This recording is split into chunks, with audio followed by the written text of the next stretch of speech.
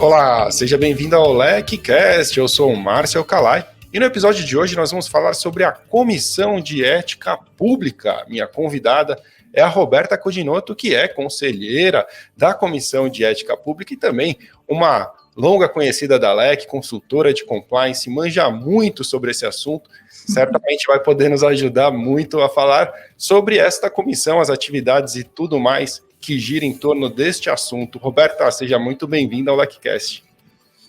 Alai, super obrigada pelo convite, é um prazer imenso estar aqui com vocês.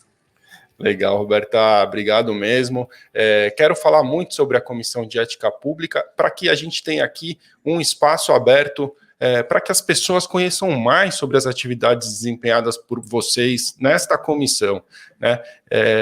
É curioso que a gente tenha chegado no episódio 46, talvez, 45, enfim, são muitas entrevistas e ainda a gente não tenha tocado num assunto importante como este. Então, a primeira pergunta que eu quero te fazer e abrir esse espaço aqui é o que é e o que faz a Comissão de Ética Pública? Obrigada por essa oportunidade.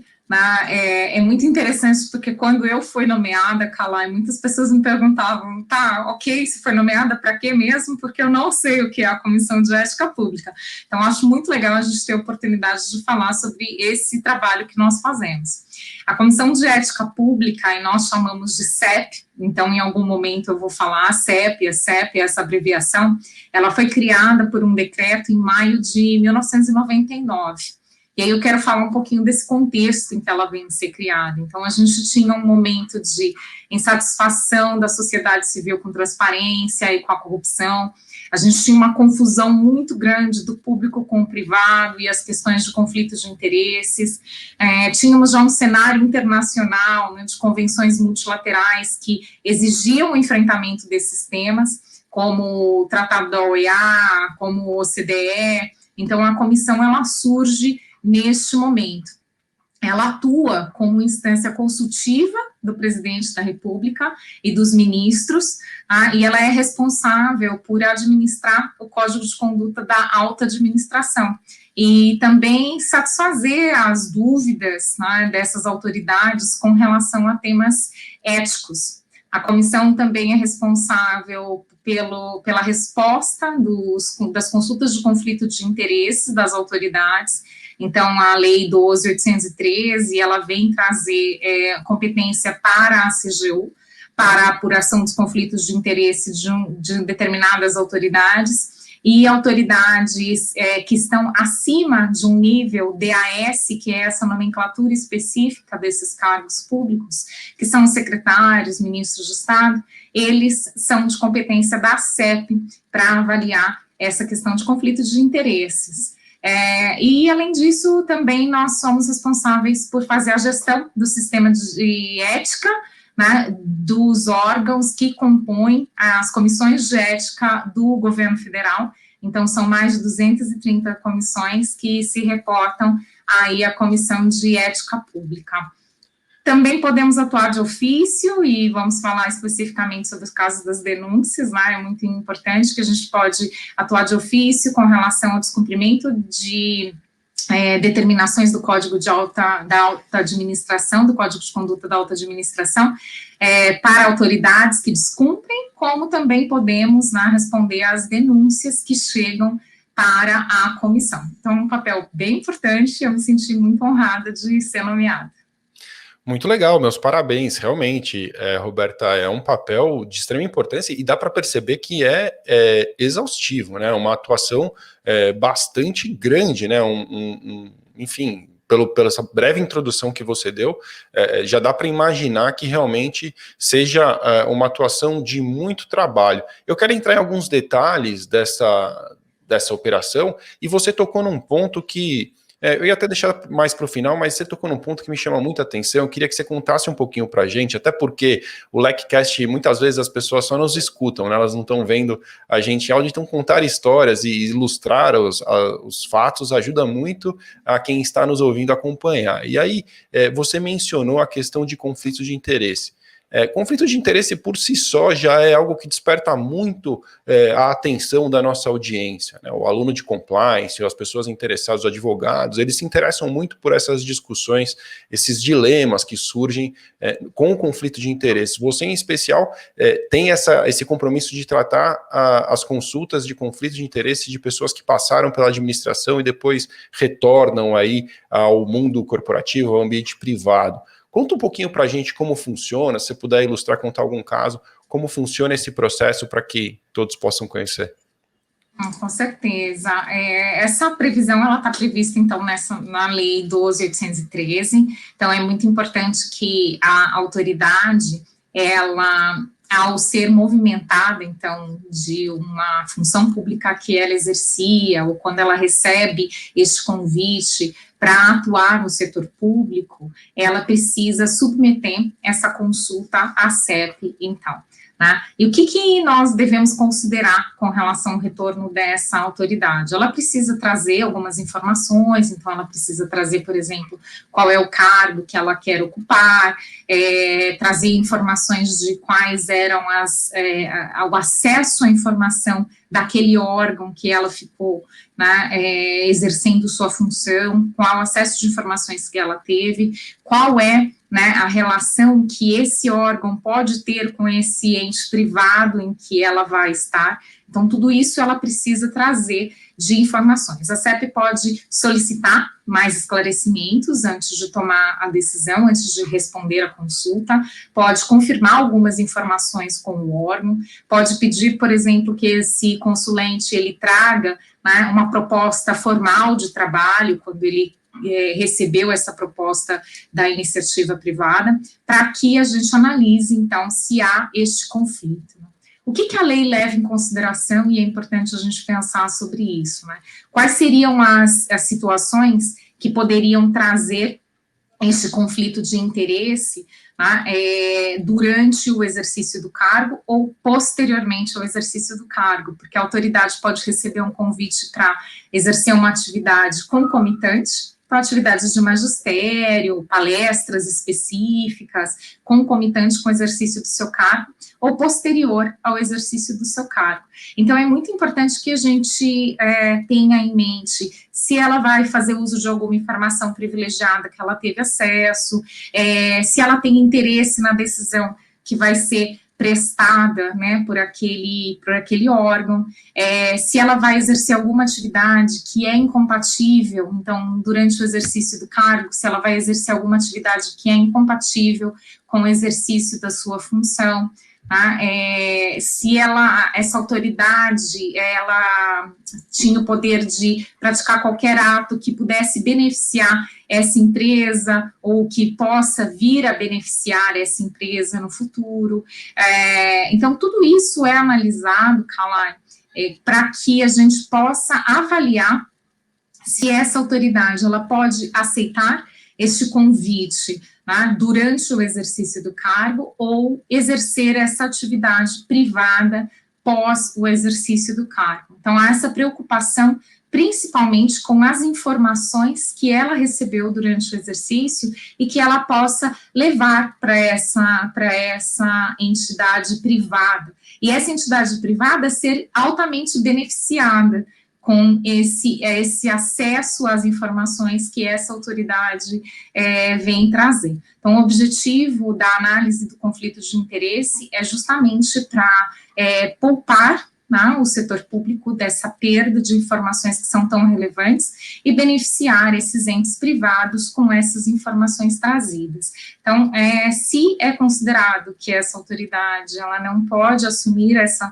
função, então é considerada a possibilidade de quarentena. Então, ele responde por um período em que ele vai receber seus vencimentos, mas ele não vai poder exercer aquela função específica durante o prazo de 6 meses. Então, essa é a análise que é feita com relação ao conflito de interesses, e a gente viu alguns casos midiáticos, né, que já ficaram conhecidos até.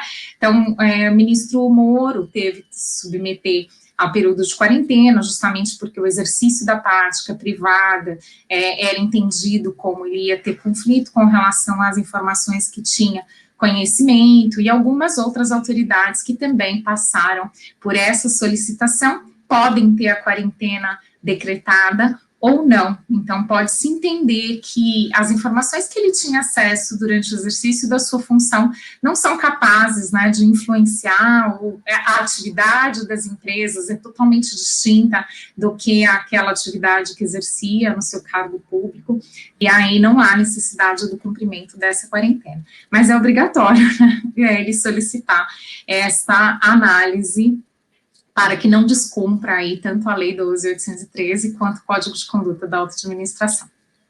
Muito interessante, enquanto você falava, minha cabeça estava aqui girando nos possíveis exemplos, e eu pensando assim, será que eu coloco a Roberta nessa situação de ter que exemplificar? Mas você se antecipou e já me deu aqui um exemplo bastante emblemático, sem dúvida. Acho que o caso do Sérgio Moro, do ministro Sérgio Moro, é realmente um belo exemplo, né? Um exemplo que, inclusive, foi e continua sendo muito discutido na mídia, enfim. É importante que a gente possa ilustrar, e aí outras curiosidades vêm à minha cabeça mais objetivas, né? Algumas coisas mais formais do tipo, a decisão é colegiada, existe recurso contra essa decisão? Como funciona em termos práticos?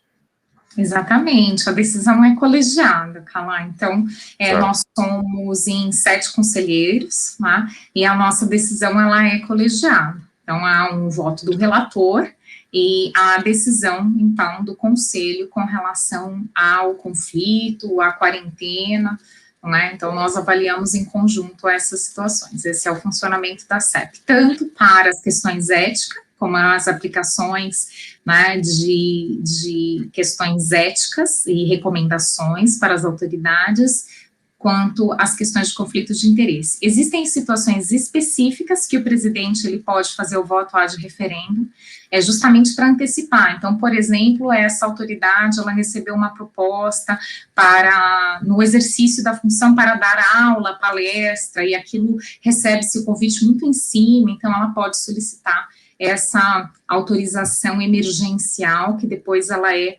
convolada pelo conselho.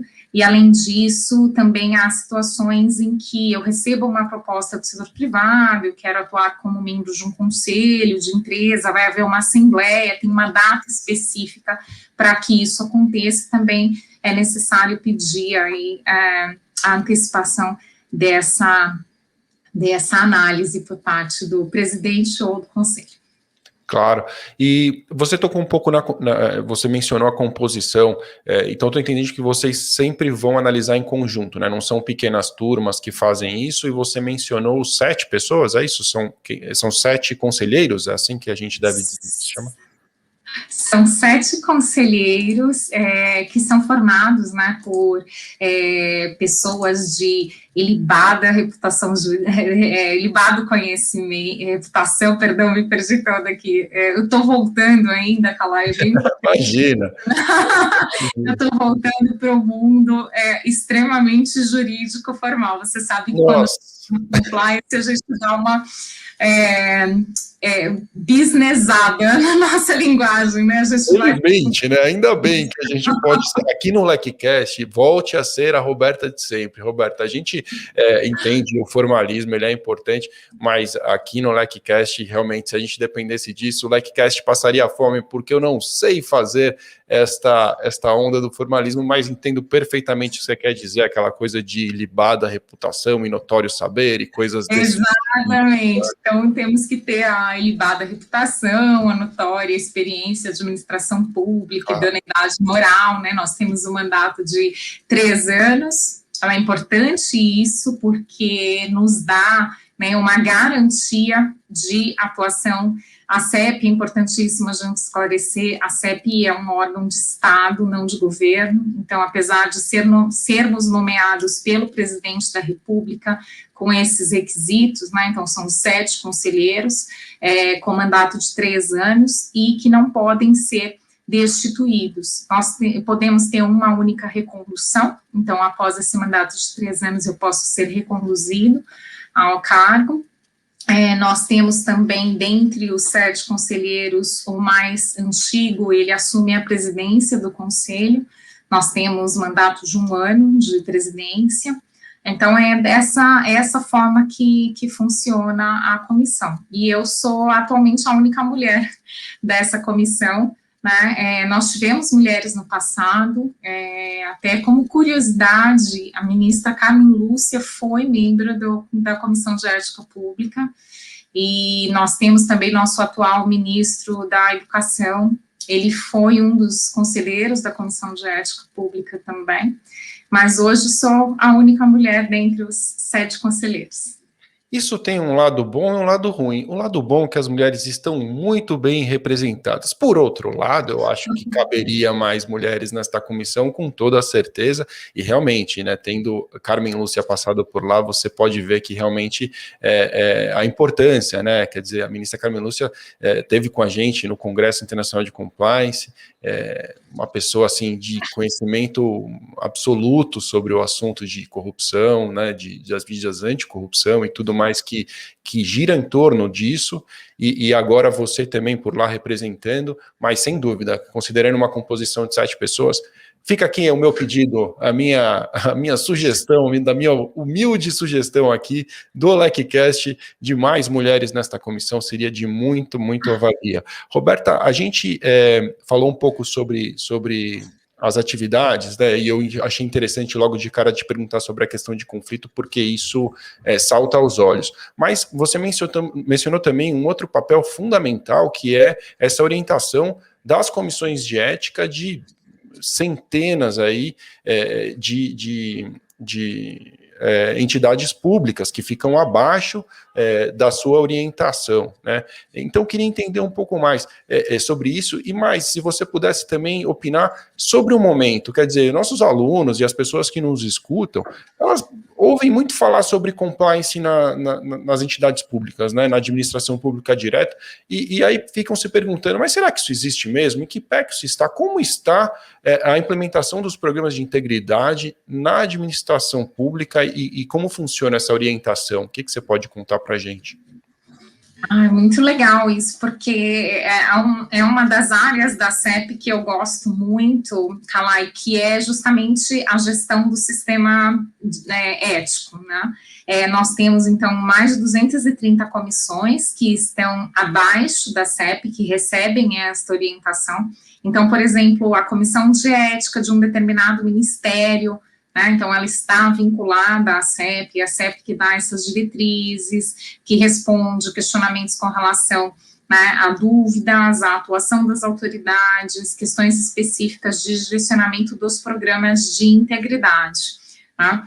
Com relação à administração pública, o desenvolvimento desses programas de integridade na administração pública, eu acredito que o tema tem avançado muito, né? Eu sou uma defensora, acho que há muito tempo que o governo tem insistido para que a iniciativa privada cuide das questões relacionadas à ética e compliance, e ele por bastante tempo esqueceu de fazer a parte dele, então eu peço que você cuide do seu funcionário para que ele não venha aqui subornar os meus servidores, mas eu esqueci de cuidar dos meus programas de integridade aqui, para que meu servidor não vá subornar, né, o seu funcionário. Então, a gente tem essas nuances que isso tem avançado bastante. Então, a CGU começou um trabalho muito legal, exigindo, né, as unidades de integridade dentro de todos os órgãos, fizeram um trabalho muito interessante. É importante que a gente saiba, então, para os alunos, né, quem estiver nos ouvindo,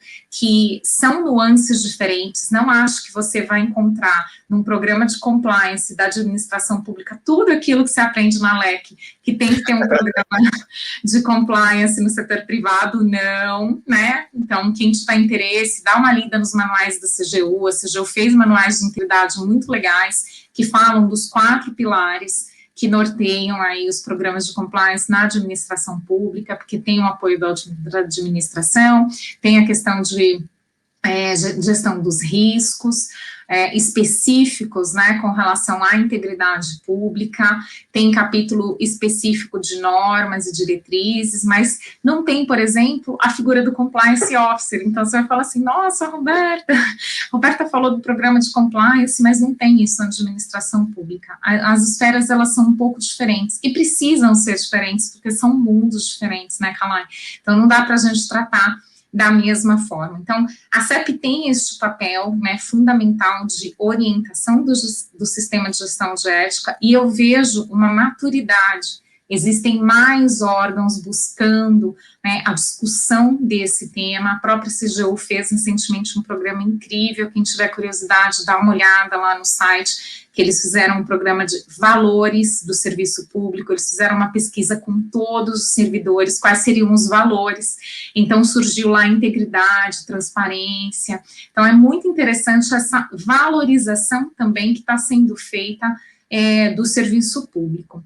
Cabe a nós, tá, e eu faço sempre esse apelo, nas minhas aulas lá com vocês, eu fiz esse apelo para os alunos e faço aqui esse apelo para quem estiver nos escutando, cabe a nós o exercício do controle social, né, e é um papel fundamental de nós, enquanto cidadãos, né, checar se aquele órgão está com um programa específico, quais são as iniciativas que eles estão fazendo, consultar o site, né, os portais da transparência. Eu costumo perguntar aí qual foi a última vez ou a única vez que você consultou o portal da transparência do seu município, de um órgão específico, porque as informações têm que estar lá. E isso faz parte de um programa de integridade e do sistema de gestão da ética. Então, transparência, né, a atuação das autoridades de acordo com aquilo que é esperado, com o papel delas, né, no nosso caso, na esfera federal, com esse código de conduta da alta administração. E um trabalho muito legal, já concluindo a resposta dessa pergunta que você me fez, você viu que eu sou apaixonada pelo tema, então eu me prolongo. Assim que é bom. Ai, sou mesmo. falo sempre que eu sou mesmo. Mas um trabalho muito legal que está sendo feito, Kalai, é o GT Ética, que é uma reunião que foi feita de alguns órgãos específicos. Então tem Ministério da Economia, tem o pessoal da própria Secretaria de Controles Internos da Presidência da República, e eles estão discutindo o sistema de normativas éticas do próprio governo federal. Então vai haver uma revisão de algumas normas, né, a própria CEP vai ser consultada com relação até à renovação, né, e por que não o aprimoramento do nosso Código de Conduta da Alta Administração. Então vai vir um trabalho muito legal também desse GT Ética, que eu recomendo, quem tem interesse nessa área da administração pública, de integridade na administração pública, fica de olho aí que até o final do ano vão ter bastante novidades. Bom, muito legal.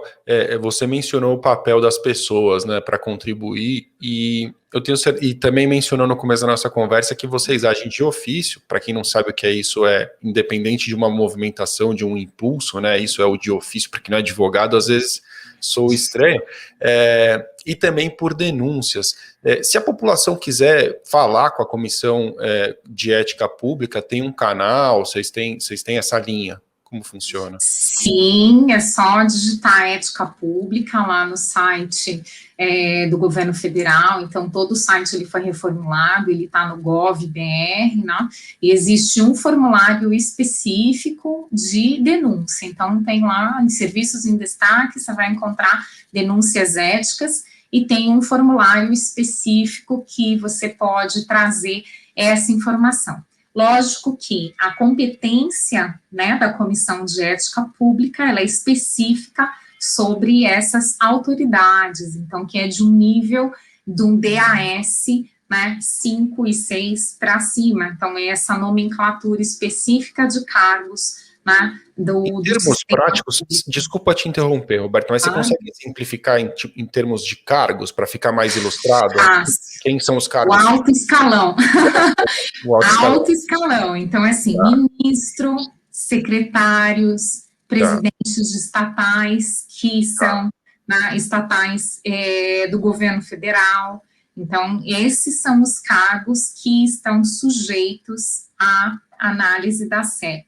Tem dúvida, né, pode formular uma consulta, não há problema nenhum, mas aí, dependendo da autoridade, ela vai responder para a comissão de ética específica do órgão em que ela está, né, alocada. Então, por exemplo, um servidor do Ministério do Desenvolvimento, se ele não tiver nessa categoria, né, da alta administração, aí ele vai, essa denúncia ela vai ser apurada pela comissão de ética deste órgão que ele está inserido.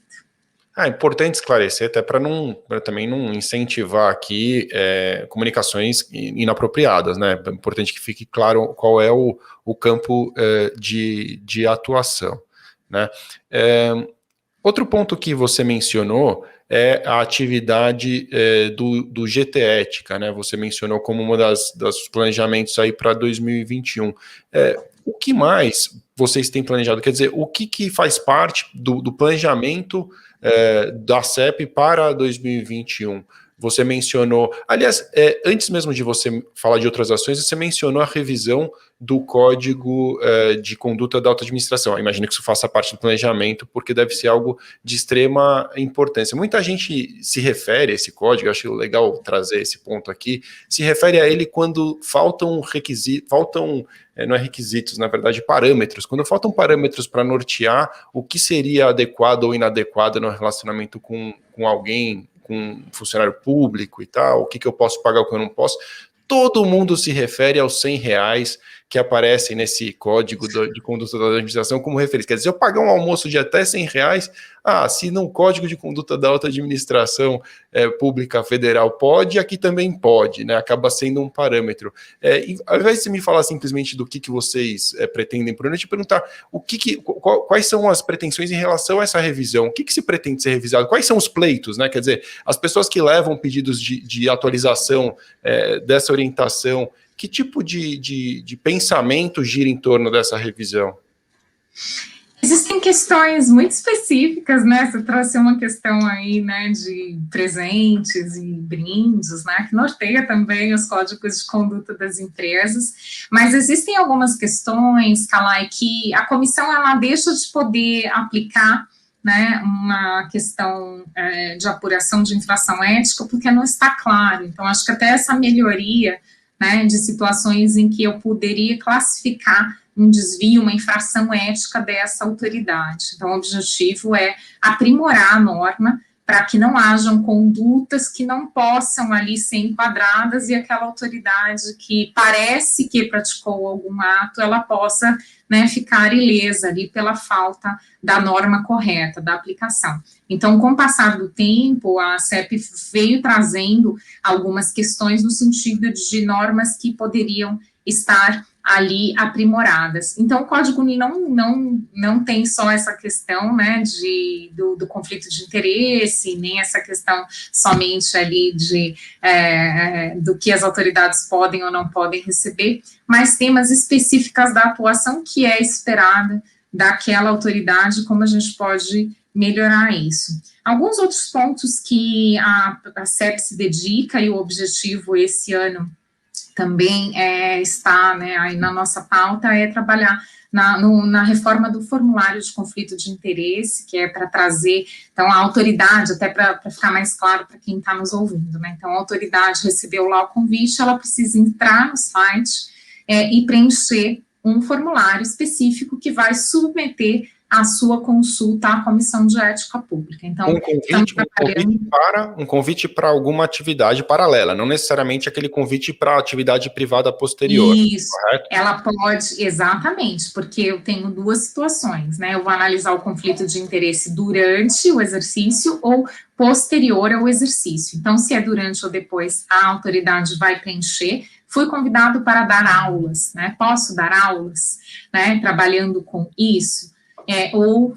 Me desliguei dessa função, deste cargo, vou voltar a advogar. Posso voltar a advogar? Então, esse tipo de consulta que a autoridade vai fazer. E aí, ela preenche o formulário. Então, estamos trabalhando também na melhoria desse formulário para auxiliar a autoridade, né, a trazer o maior número de informações possíveis, até para que a gente possa ser mais célere na resposta.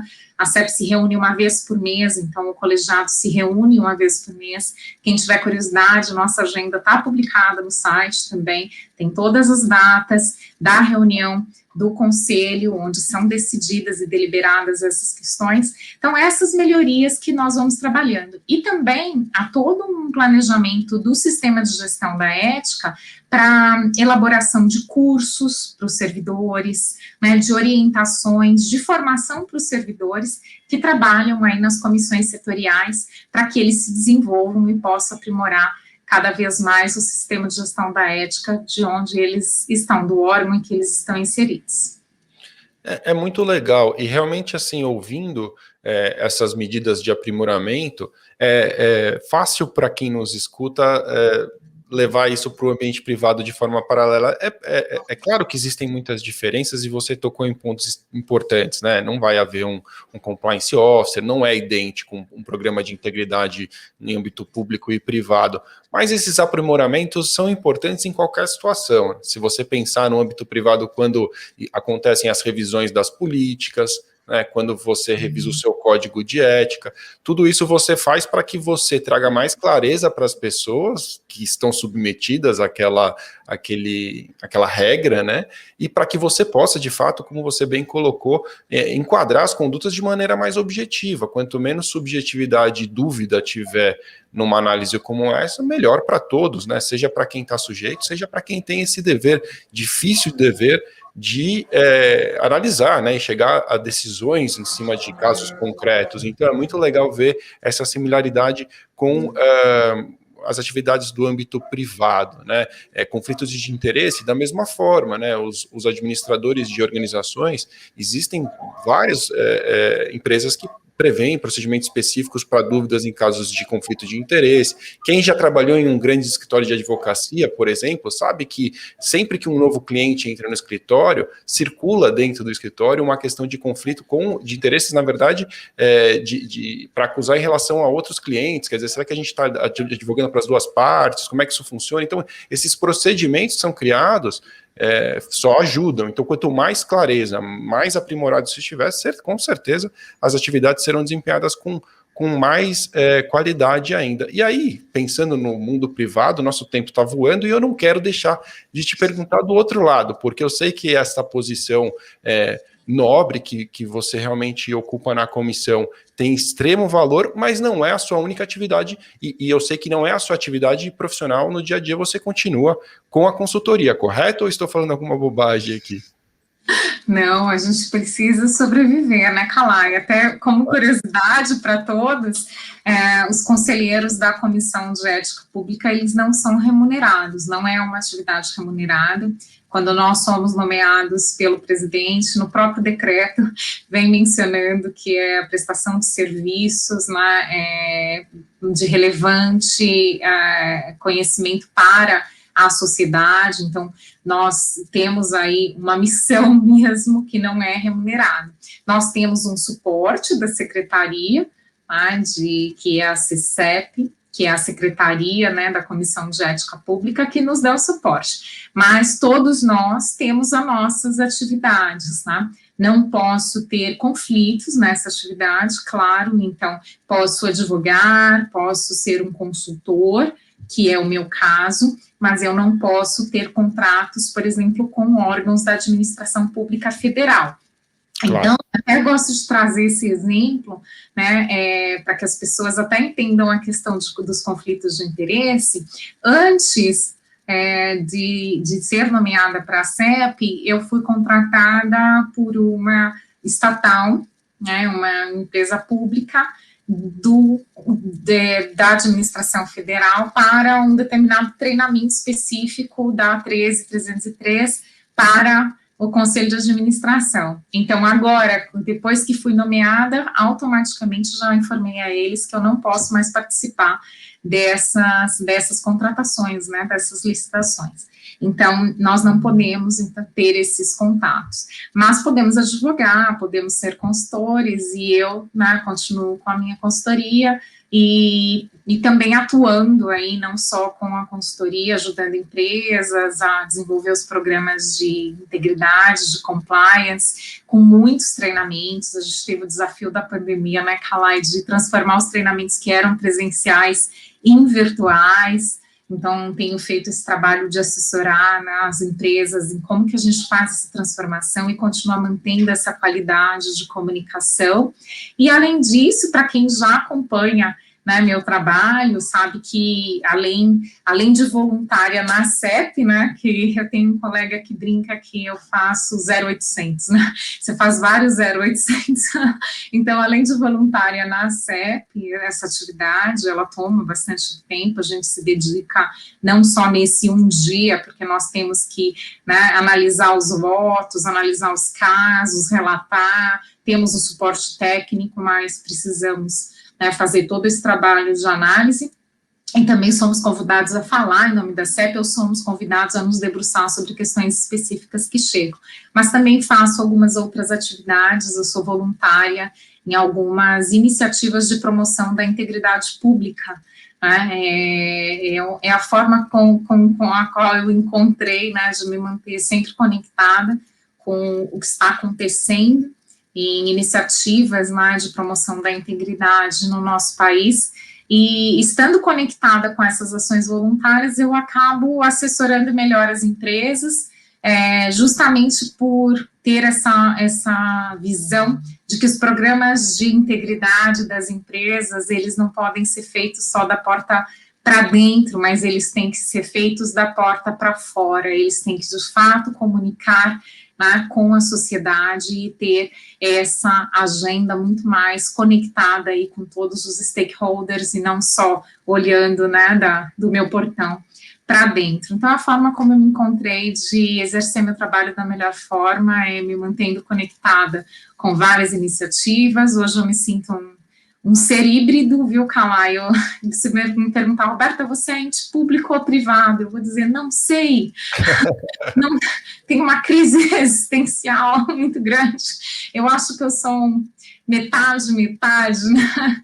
Eu sou um pouco de terceiro setor, um pouco de setor público, um pouco de setor privado, né? E tenho aí hoje um telhado de vidro, né? Tenho que me preocupar sempre bastante com as palestras que participo, justamente por ter essa função na Comissão de Ética Pública. Eu sou considerada, né, como funcionária pública para algumas questões, então tenho sempre hoje que analisar a minha participação em determinados eventos, palestras, até clientes, eu sempre já de antemão informo, para que, se entender que há um conflito de interesse, já me avisarem de antemão, para evitar qualquer situação aí conflituosa.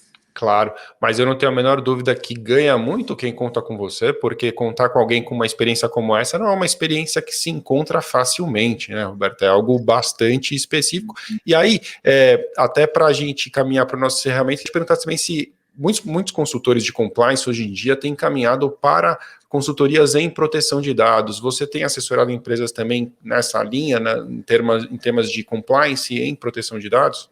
Sim, Kalai, porque é uma dificuldade muito grande eu trazer uma consultoria, fazer a adequação e depois eu combinar isso com um programa de compliance existente. Então, hoje, justamente, eu trabalho para auxiliar as empresas nesse processo de adequação à LGPD, como que eu faço esse processo e depois eu encaixo as peças com o meu programa de compliance existente, porque vamos combinar que a adequação à LGPD é conformidade com uma lei, e conformidade está dentro do programa de compliance. E, além disso, tenho trabalhado muito para assessorar as empresas, tanto nessa parte de sensibilização, que é aquela, sim, a lei chegou, a lei pegou, vai exigir das empresas esse compromisso, vai além da lei, eu acho que é um dever ético das empresas, a preocupação com os dados pessoais,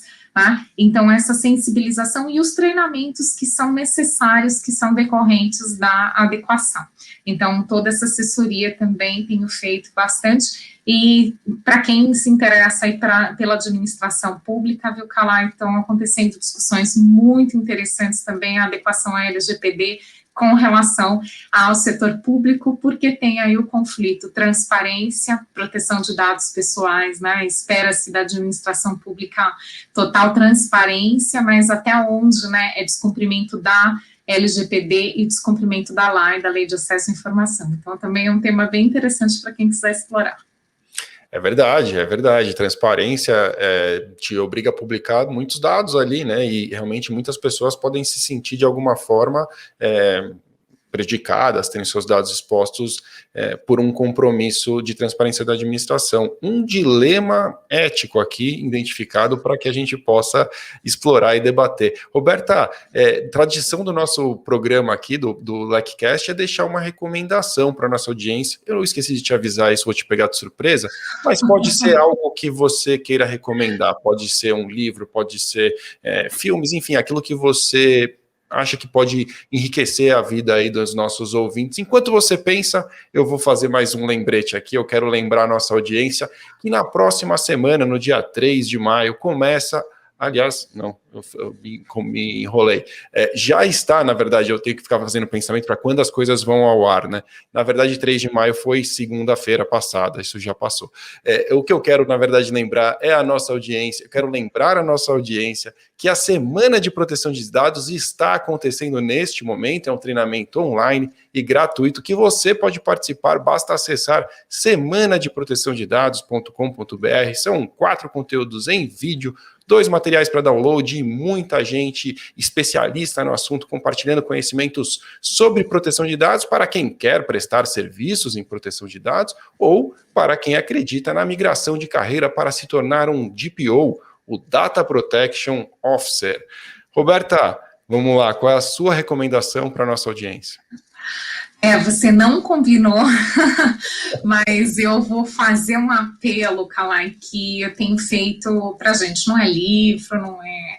É você com você mesmo, né? Eu tenho convidado muito a gente a refletir sobre a posição que a gente assumiu nos últimos anos, né? De acusar tudo e todos, então o problema é isso, o problema é a política, o problema é o setor privado, né? Eu tenho tentado que a gente desconstrua esses conceitos que foram pré-concebidos por nós e que continuam muitas vezes, né?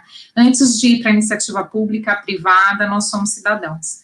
E eu acho que por muito tempo nós esquecemos esse papel, né? Então, exerça sim o seu papel de cidadania, tem muitas coisas que a gente pode fazer, existem muitas informações, hoje o sistema público ele avançou absurdamente graças à lei de acesso à informação, e cabe a nós fazer o nosso papel. Então, fica aí o convite, né, se eu puder deixar essa recomendação para vocês, fica aí o convite para que você lembre que antes de ser quem você é, ou atuando no setor público, ou atuando no setor privado, ou no terceiro setor, você é um cidadão e você tem direitos e deveres, tá? Então, fica esse convite para a gente refletir sobre isso.